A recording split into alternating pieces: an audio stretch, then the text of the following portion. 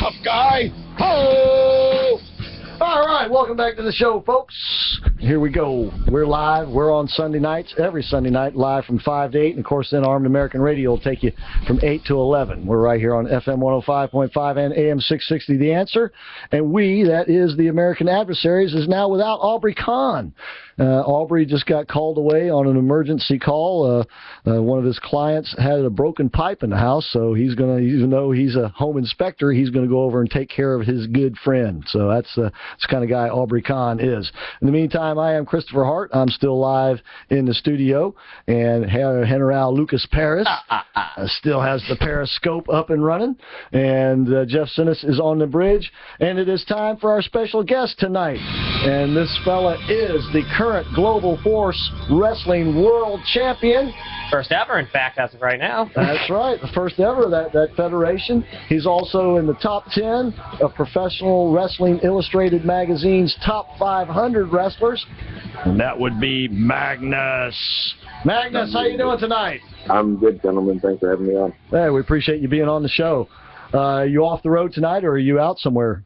No, I'm home for the foreseeable future because I just got surgery on a torn bicep tendon. I was just down in Mexico for AAA and I tore my bicep, so I just got surgery a few days ago. So now I'm recovering.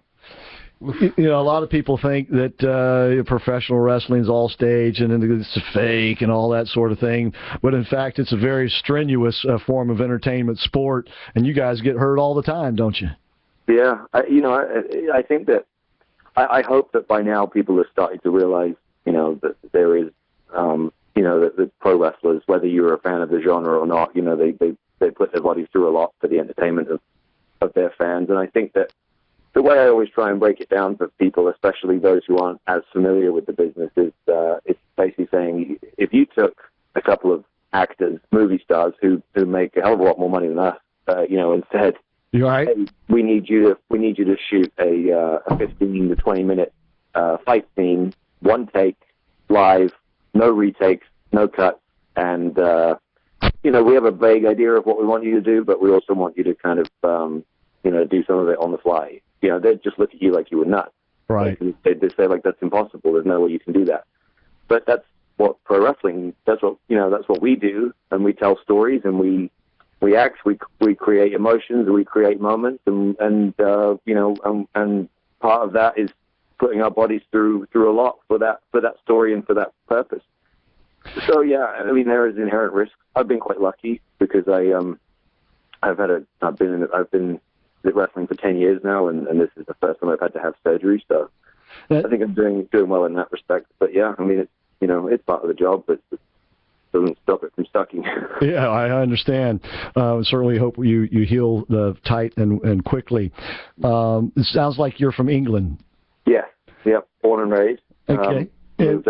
Moved to Clearwater, Florida, actually. First, was my first place I moved to when I moved to the States back in 2010.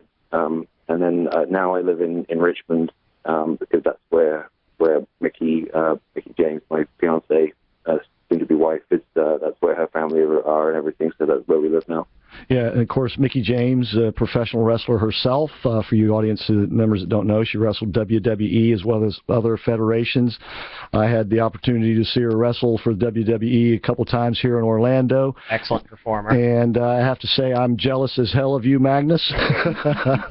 She is a beautiful woman, very talented as well. Thank you very much. I'll make sure that she hears that. Okay. You, being from England, professional wrestling is very popular in England. It's very popular here in the United States. We know it's very popular in Mexico. We know it's very popular in Japan. Is there a country in the world that it is not popular where people know about it?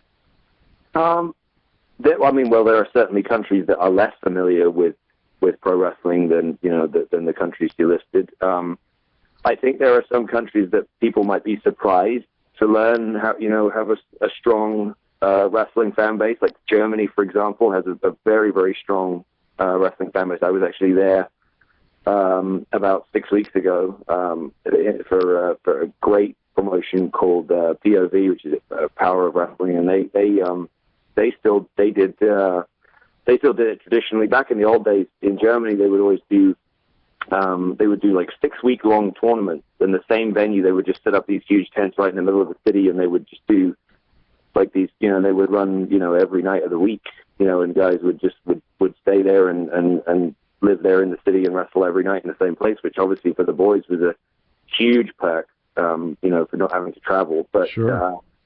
They don't necessarily run as strenuously as that now, but these guys were a bit of a throwback to that, where they had a big Oktoberfest tent where we ran like the same night, the same place twice in a weekend, and it was sold out both nights. It was a great crowd, like great wrestlers. France has a kind of on and off scene. Like sometimes it can be really hot, and then sometimes it kind of dies away for a bit. Same with Italy. I just recently wrestled in Holland for the first time in the Netherlands. So, it's a Well, I understand that it's also enjoys some popularity in countries in the Middle East, like Dubai. Yes, there's been several big tours for dating back as far as WWF in the 1990s, and Kuwait and like you said, the Dubai and the United Arab Emirates. Like there's been quite a few tours over the years. Like this, I think the thing with wrestling is it's a universal language. It's like we talked about a minute ago earlier with the injury thing. Like some people kind of turn their nose up at wrestling in some ways as if it's sort of a lowbrow kind of low class entertainment. And I guess sometimes it can be. But the thing I always say, sometimes you'll see these people are like visibly surprised when you say like, well, I was on TV in 120 countries, right. And I think it's because wrestling doesn't need subtitles, like you can, if any of you have been to a foreign country, especially one where English isn't the first language, apart from maybe Mexico, or somewhere with Spanish speaking, that they don't have huge entertainment industries, a lot of these countries. They have their own homegrown entertainment, but it's nothing on the level of that Hollywood produces. So everyone's you're forced to either understand English or watch it with subtitles or dubbed, and so like wrestling, because it doesn't, because it's a very visual storytelling, it's like good guy, bad guy cheat, good guy prevails. Like that's a story that can be understood without a language barrier and without, Breaking Bad is an incredible show, but, it's probably not, I'm ventured to say it's probably not the same when it's translated into, Urdu or something, you know what I mean? Exactly. You probably, you're relying on the actor who's dubbing it to sort of portray those same nuances. Doesn't necessarily work. Well, you point some things out that you call it the universal language, I think, that we have been doing this show for a little over 5 years now, and one of the ongoing story, one of the things that I use to explain politics, let's put it this way, is that politics is a lot like professional wrestling. Because you have the good guy, the bad guy, the cheats, the bad guy prevailing, sometimes the good guy, good guy prevailing, bad guy prevailing, and you have this.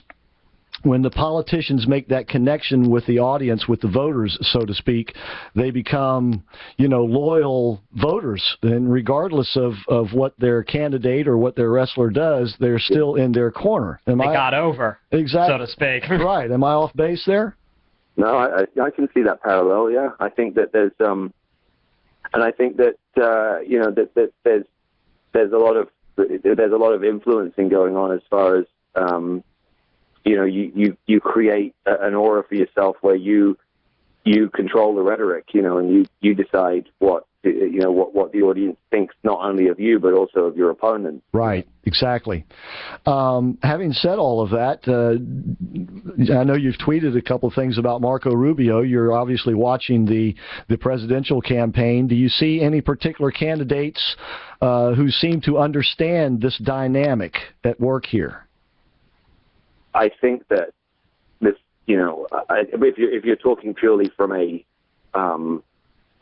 sort of performer perspective, I think that there are definitely things that I have seen in some of the guys that I can point out and say, this guy gets it. Like, not necessarily say I agree with his policies or perhaps how he was able to get to that position, but clearly they understand how to work the audience and how to sort of get win the crowd. Right. You want to name any names? I think that I mean, well, I think that Obama is one of the best talkers, that our lifetime. It's interesting you say that because I've said that on the show over and over again. He really knows how to, as you just said it, work the crowd. Right, and it's. I feel like, unfortunately, I've become just very mistrusting and very almost. I'm very anti-establishment at this point in terms of really the establishment politicians. Like I don't tend to try and share my sort of full views, necessarily, because I don't necessarily think it's necessarily a healthy thing to do all the time. I think it's especially for. But at the same time, I will say that. For all the things that people people tend to be very polarized about the guy, but I admire the fact that Donald Trump has at least created a discussion. He's put more eyeballs on politics, and to me, the biggest travesty of the last election wasn't who got voted in or who didn't win the nomination or anything like that. It was the voter turnout was the biggest travesty. When America. And you're speaking to a guy who loves America. Like I moved here, and I never want to go back. But I can't vote, unless if one day in the future I become a citizen, then sure. But I can't vote. But I sit there and go, this is a place that all these people they love the word freedom. I've never heard the word freedom touted more in any other country than the United States. And I came from a country that has freedom, and Japan has freedom, and Belgium and France, Australia, Germany, all these places have freedom, but no one talks about it as much as Americans. And yet 66% of people didn't vote last time. Yeah. They didn't even vote. Yeah, I know. It's one of the most frustrating things to us as well, because if Christians and conservatives alone came out and voted in the numbers that they should, the Republicans would dominate the elections. But certainly there are members on the other side who don't come out and vote as well. And that's one thing that I think was partly behind Barack Obama's success. Not only could he work the crowd, but he also motivated a lot of people who never voted before, never even thought about it, to actually get out and register and vote. Absolutely, and I think that will be the lasting legacy on this entire entire election year and era left by Donald Trump on the Republican side and Bernie Sanders on the Democrat side. I think you're absolutely right about that, man. When you get done with professional wrestling, you got a career in political analyses and have your own radio talk show or something, because man, you are right on. It's funny. To me, I've people have said similar things to me before, and there's a few of us who have this discussion, and Mike Bennett in Ring of Honor has quite he's quite an astute political observer, and Ken Anderson, like a few of us have we don't necessarily always agree, but it's funny because people say that to me and they go like, damn, it's like similar things to what you just said, and I just go, to be honest, everyone should be. To me, I don't think that I should. The way I'm looking at things is really right. So unfortunately, there's a lot of people, especially from my generation, who just choose to not be bothered, and they'll vote on American Idol, but they won't vote on who runs the country. It's like if you're not going to vote, don't complain. See, that's my big thing. Like don't complain about. You don't even get a say about jobs or about wages or about anything really about Magnus, wait a minute, I got to cut you off. Can you stay with us through the break? We'll keep you another few minutes if you can stay with us. Okay, we are speaking with Magnus. We'll be right back. Passion FM.